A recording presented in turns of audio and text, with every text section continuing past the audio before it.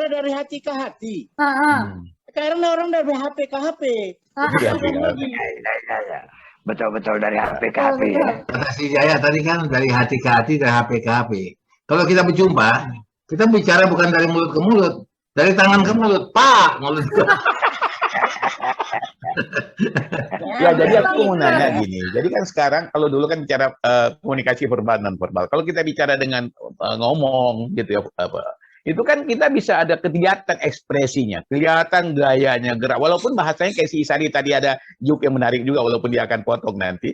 Intinya mengatakan begini. Jadi maksudnya aku mau katakan bahwa kadang-kadang dengan gerak, body language dan lain sebagainya itu membuat terjemahan apa yang kita sampaikan itu lebih gitu ya. Nah sekarang bagaimana orang menulis di WA? Maka paling sering ribut itu kan di WA group.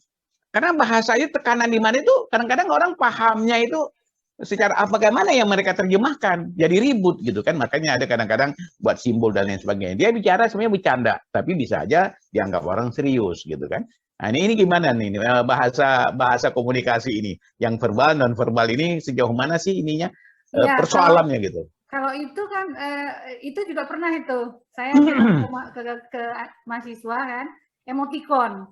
Jadi banyak orang melalui WA itu salah emoticon. Misalnya mau ada dapat kabar innalillahi wa inna ilaihi rajiun, maksudnya mau ngirim gambar sedih gitu. Tapi yang dikirim gambar terbahak-bahak gitu. Jadi pemahaman teknis itu juga penting kan Bang. Artinya bagaimana memahami simbol dan itu memang di luar dari usia kita lah. Kalau kita yang udah Lolita ya, kemudian udah Jelita ini ya kan. Apa itu ya? Lolita lolos 50 tahun, Lilita 55 tahun, Jelita jelang 60 tahun dan di atasnya. Nah, itu ini istilah aku baru tahu ini. Ini istilah milenial, Bang. Dengan emoticon. Jadi emoticon itu memang baru lah, inovasi baru bukan untuk kalangan kita. Jadi memang penting sekali yang namanya field of experience dan frame of reference. Jadi memang perlu meningkatkan banyak referensi dan juga pengalaman. Jadi pengalaman dengan bergaul dengan banyak-banyak komunitas, apakah remaja, apakah yang tadi Jelita, apakah sebaya, itu memberikan pengalaman di dalam mengadopsi apa tadi pesan-pesan yang disampaikan melalui WA tadi Bang. Jadi nggak semuanya bisa kita terjemahkan secara gamblang gitu. Kadang-kadang kita bisa salah kirim gitu. Maksudnya emoticon sedih terkirim yang terbahak-bahak, tersinggung orang yang membacanya, ya kan? Turut berduka cita tapi gambarnya nggak match gitu. Maksudnya gambar nangis. Ya agak lucu itu karena begini, begitu kita dengar ada duka cita orang kasih doa, malah kita kasih jempol, bagus. Ya itu tadi Bang, nggak match itu tadi referensi tadi, pengalaman dan referensi tadi.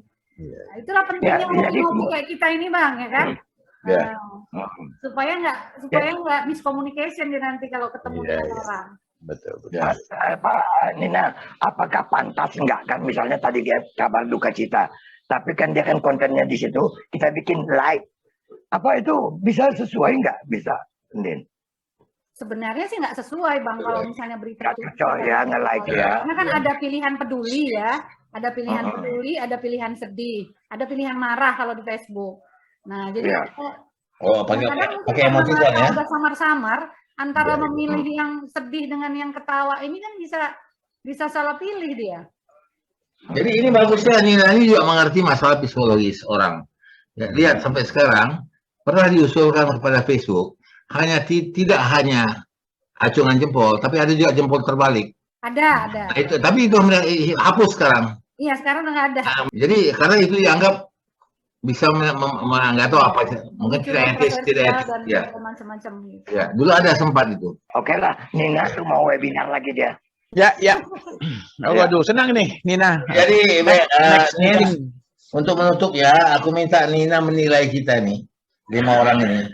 Ya, komunikasi simpang siur kami ini gimana nih? Tapi jangan kasih yang menyenangkan hati saja. Kasih kritik dulu ke kami.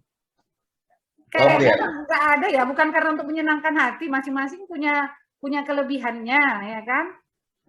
Kalau Bang Ari, udahlah, mungkin sangat menguasai Bang Halis di samping bunganya banyak, ya kan? Kompor sumbu 12 juga, cerita apa aja boleh. Bang Jaya ada emosional, tetap dari dulu memang gayanya gitu, nggak berubah. Emosional ya. Kalau nggak sur dia langsung aja gitu. Ya. Bang Idrus pas lah. Kalau dengan Nina, Bang Idrus sama-sama orang komunikasi. Tenang-tenang menghanyutkan, tapi di belakang nggak tahu kita Bang Halis ya. Emang Kalau Bang Bambang ya, pas lah Mas Bambang ya, kalem ya kan. Nina, Idrus ini kenapa Merdeka dijual, sudah dipakai apa? Beda kawo. Kalau enggak Idrus menggantikan Bang Jamal itu. Tuan Jokowi. Siapa Bang? Nina tahu nggak Bang Jamal? Bang Jamal Tahu udah ya? lupa. Generasi dia, bukan generasi dia itu. Generasi dia adalah seorang tukang koyok dulu di lapangan Merdeka. Sangat terkenal. Obatnya laku. Nah, itu Bang Jamal. Udah meninggal dia. Bang Ari pas lah, ya memang harus lebih serius kan gitu. Ya. Kalau Memang harus Bang Lambang khas dia, penyejuk ya kan. Jadi kalau yang lain udah pada mau agak naik sehnya, ya kan. Betul. Nina, ada yang salah sedikit dengan Bambang karena dia belum tonjolkan. Coba lihat bagaimana dia cara menjual obat Bang Jamal. Karena Nina belum pernah tahu siapa Bang Jamal. Coba Bang Jamal menjual obat dulu. Ayo Bang. Ya, si Nina, Bang Jamal itu dulu kami itu mengenal Bang Jamal. Semua orang-orang Medan itu kenal Bang Jamal. Dia itu penjual obat keliling. Dicampurnya tepung kanji masuk dalam tubuh itu, ya kan? Jadilah obat. Tapi kalau hebat, jual obat tuh hebat kali dia. Kami tuh, aku, Idrus, Hari, mungkin Jaya juga, hampir tiap sore nongkrong mendengarkan dia. Kadang bolos sekolah. Bolos sekolah, termasuk aku selalu lari ke situ. Makanya, saudara ternyata terinspirasi dari Bang Jamal lah berarti keterampilan sekarangnya. Ini contohnya bagaimana Bang Jamal jual obat. Udah kumpul lah orang semua. Kan orang kuda segala di antaranya banyak sebenarnya. Aku tiap hari lihat mak keren kali kawan ini katanya kan. Saudara-saudara sekalian, bukan parang sembarang parang miliknya Datuk Brayun, bukan Bambang sembarang Bambang, bukan Jamal sembarang Jamal datang berobat. Pastilah Hayun. Bukan kawat sembarang kawat datang dari Spiro. Ini bukan obat sembarang obat untuk penyakit encok. Panok kurap kada segala macam gosok ini obat pasti sembuh. Kepala pusing, perut kembung, tidur tak nyenyak, makan tak enak, siang terkenang, malam terbayang. Saudara-saudara, tiap pagi kawan saya kerja keras, banting tulang mandi keringat. Tiap pagi kawan saya makan, tapi bukan makan nasi, bukan makan roti. Makan apa, saudara? Makan ubi. Memang kalau makan ubi bisa besar, tapi bukan badan yang besar, bukan semangat yang besar, bukan semangat yang besar. Apa yang besar? Buang angin yang besar. Datang satu si Hari ada di gunung. Bohong kata, itu anak ikan asin itu katanya. Itu benar ikan asin. Terus Hari bilang, Bang pulang aja lah kita Bang. Entarlah dulu, ya nanti aku dipanggilnya lagi. Memang tarik si Hari itu ke depan. Inilah contoh anak ikan asin saudara-saudara. Inilah dia. Gak sangka dia udah gede kayak gini. Saudara-saudara, ketika saya bertapa di Gunung Kerinci, ini obat segala macam obat. Bukan kawat sembarang kawat. Kelapa digandeng segantung, kelapa segantung digandeng nggak apa-apa. Tapi bukan kelapa minyak, bukan kelapa gading. Kelapa apa, saudara? Kelapa sawit. Jadi rupanya kalau kita ngadapin yang 17 tahun, ini nggak bisa bangun, gosok ini obat, maka kaku keras seperti kawat. Kelapa digantung segandeng pun tak apa-apa, tak bengkok. Kelapa sawit ya. Kelapa sawit. Oke. Nah, jadi ada, ini lagi, anaknya Jamal, ada grup. Kapan-kapan kalau aku tanya dia punya hobi itu, bisa juga kita panggil dia jual obat. Mana si Jamal ada di sini? Jadi kalau Jamal itu nggak ada lah orang. Tapi generasinya bukan generasi Nina mungkin. Jauh lah generasi berapa itu ya. Jadi memang nggak ada yang nggak kenal tuh. Kamu kenal Jamal. Oh Nina ini jelita ya? Jelang. Udah Lolita Bang. Udah lolos. Ya. Oh. Abah. Nggak kelihatan ya Bang ya? Udah Lolita ya? Oh. Udah Lolita Bang. Sekarang anak penyamun di sarang perawan ya. Iya.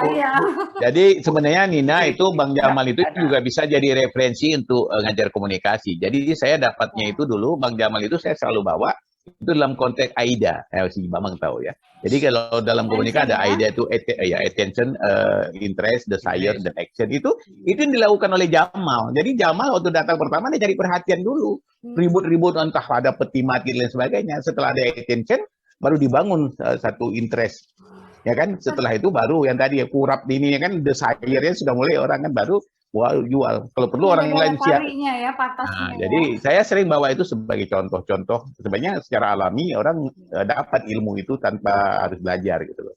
Itu talent aja gitu loh. Ya. Kadang-kadang aku masih ingat dia nyanyi Bang Alis di awal. Dia nyanyi tuh India tuh. Lagi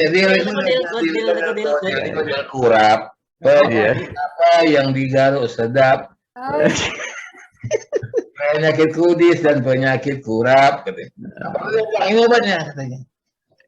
Jadi pada saat dia mengambil tindakan action, itu biasa dia ciptakan 2-3 orang yang beli duluan gitu loh. Itu kawan-kawannya. Itu kan supaya orang lain juga jadi itu membangun dari desire itu ke action itu.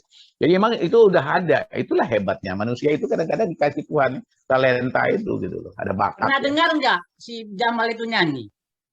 Hmm. Apa yang kau pinta, redar baju renda, di mana abang cari, kalau tidak mencuri, rela abang ditangkap polisi. Apa yang kau pinta, redar baju renda, di mana abang cari, kalau tidak mencuri, rela abang ditangkap polisi. Wah, itu dia lagunya diangkat. Belum ada Romai Rama waktu itu ya? Hah? Romai Rama belum ada. Belum, zaman Nina nggak pakai baju renda lagi Bang. Udah nggak ada baju renda. Ya, di Padang kan ada Kutang Marendo. Ada. Di Bali ada itu, di Bali. Aku pernah lihat. Di Kintamani. Aku pernah lihat Kutang Marendo tuh. Ada Kutang Marendo. Apa Di itu? Bali ada. Kintamani. Nah, Kutang Marendo namanya, ada lagunya. Oke, ini kasihan Nina nih, ada acara mungkin dia. Oke ya, kita terus saja. Next time lah, sudah. Ini nanti kalau ada topik-topik yang mau dibawa ke mari, bawa aja, kasih tahu. Oke. Iya Bang. Ayo kita bicara nih Bang yuk. Terutama kalau ada yang mendesak.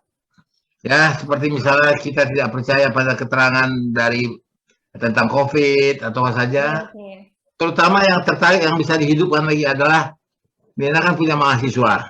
Ya. Itu kan lain cara berpikir kita dengan dia. Ya, aku tidak mengerti cara mereka berpikir. Jadi mungkin itu bisa diterjemahkan ke kita juga. Nah, kalau perlu, ini suka di Bang Halis. Undang juga mahasiswa yang agak kinyis-kinyis gitu. Kinyis cerdas ya. Iya, itu kan kinyis-kinyis. Ya. Oke, juga. Bingung dia, nanti Nirna nggak tahu yang kinyis-kinyis itu kriterianya Oh, apa. udah tahu Bang, Udah tahu ya. Iya. Yang bening. Oke. Thank you. Nah, Siregar.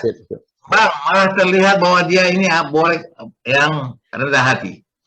Nah, dia marah sama kita tadi, tapi dia ketawa, dia coba mengerti.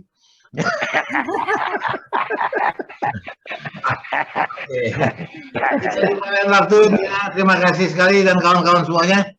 Kita jumpa pada minggu hadapan. Mudah-mudahan kita bisa bawa topik yang lebih komunikatif dan tidak seperti komunikasi yang sekarang ini, komunikasi Simpang siur. Komunikasi campur sari. Komunikasi kombur manis sekali ya. Campur sari. Komunikasi campur sari ini. Oke. Ya. Assalamualaikum. Waalaikumsalam warahmatullahi wabarakatuh. Salam, terima kasih ya Bang Da. Oke. Salam buat keluarga. Terima kasih. Ya.